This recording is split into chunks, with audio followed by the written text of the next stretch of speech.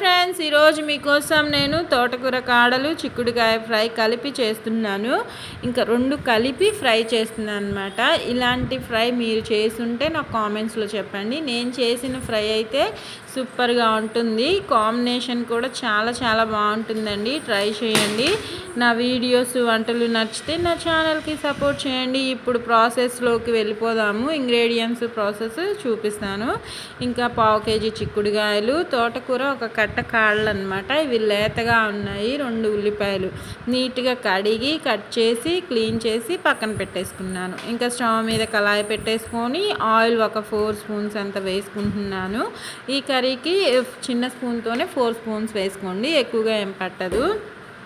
ఇది వెజ్ కర్రీయే కాబట్టి ఎక్కువగా ఏం అవసరం లేదు.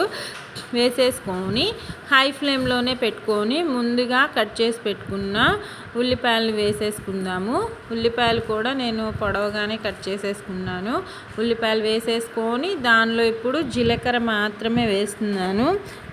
తాలింపు గింజలు వేయట్లేదు. జీలకర్ర వేసుకొని చక్కగా ఫ్రై చేసుకున్నాము. కాస్త కలర్ మారితే సరిపోతుంది, మరీ డీప్గా అవసరం లేదు. కలర్ మారేంత వరకు ఫ్రై చేసుకొని ఇలాంటి హెల్దీ ఫుడ్ తింటూ ఉండాలి. పీచు పదార్థం మన బాడీకి చాలా హెల్ప్ అవుతుందండి. హెల్దీగా ఉండడం కోసము చాలా చాలా యూజ్ అవుతుంది. ఇలా వారంలో ఒక్కసారైనా ఆకుకూరలు తింటూ ఉండండి. ఆకుకూరలతో పాటు కూరగాయలు కూడా మిక్స్ చేసి వండుకుంటే డబుల్ క్యాలరీస్, విటమిన్స్, ఇంకా మనకు కావాల్సిన పోషకాలన్నీ వస్తూ ఉంటాయి. నేను అందుకే ఇలా కాంబినేషన్ కర్రీస్ చేస్తూ ఉంటాను. మా పిల్లలు కూడా తినడానికి వీలుగా ఉంటుందని చెప్పి ఇంకా వేసేసుకొని 2 చిక్కుడుకాయలు, తోటకూర కాడలు 2 ఒకేసారి కలిపి కడుక్కున్నాను అనమాట. కడిగేసుకొని ఇంకా చక్కగా కళాయిలో వేసేసుకుంటున్నాను. వీటితో పాటు పసుపు ఒక 1 స్పూను,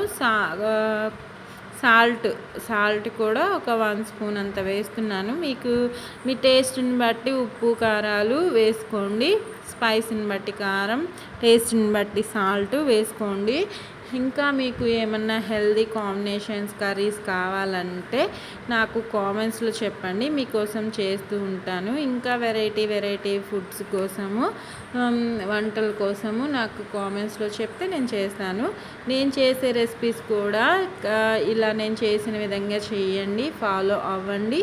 మీకు ఎలా వస్తున్నాయో నాకు కామెంట్స్లో చెప్పండి. నా వీడియోస్ నచ్చితే లైక్ చేయండి ఫ్రెండ్స్.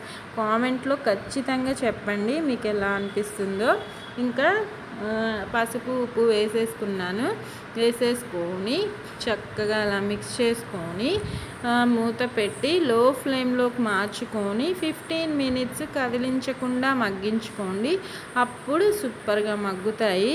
ఇంకా లేతగానే ఉన్నాయి కాబట్టి చిక్కుడుకాయలు, తోటకూర ఇంకా ఈజీగానే మగ్గిపోతాయి, ఇబ్బంది ఏమి ఉండదు. మూత పెట్టి లో ఫ్లేమ్లో చక్కగా 15 మినిట్స్ మగ్గించేసుకుందాము. మగ్గించుకున్న తర్వాత టెక్స్చర్ చూపిస్తాను నీట్గా మీకు ఎలా ఉంటుందో. ఇప్పుడు మూత తీసి చూద్దాము. 15 మినిట్స్ అయిపోయింది. చూడండి చక్కగా మగ్గిపోయింది కదా. మనం ఇంకా వాటర్ వేయని అవసరం లేదు. ఇది ఫ్రై కాబట్టి ఇంకా ఇలా ఫ్రై అయితే సరిపోతుంది. కొబ్బరి కారం పొడి అనమాట. నా దగ్గర ఎప్పుడు ఇంట్లో అవైలబుల్గానే ఉంటుంది. ఎండు కొబ్బరి, ఎండుమిర్చి కలిపిన కారం పొడి. ఇంకా అది ఒక 2 స్పూన్స్ వేసుకుంటే ఇంకా ఈ ఫ్రైకి ఇదే హైలైట్ టేస్ట్ అనమాట. ఒక్కసారి ఇలా మిక్స్ చేసుకొని స్టవ్ ఆఫ్ చేసేసుకుంటే టేస్టీ ఫ్రై రెడీ అయిపోయినట్టేనండి.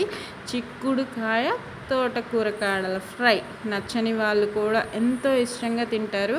చపాతీలో అయినా సైడ్ డిష్కైనా సూపర్ యమ్మీగా ఉంటుంది. ట్రై చేయండి. నా వీడియోస్ నచ్చితే కామెంట్ పెట్టండి, సబ్స్క్రైబ్ చేసుకోండి. Thank you for watching friends.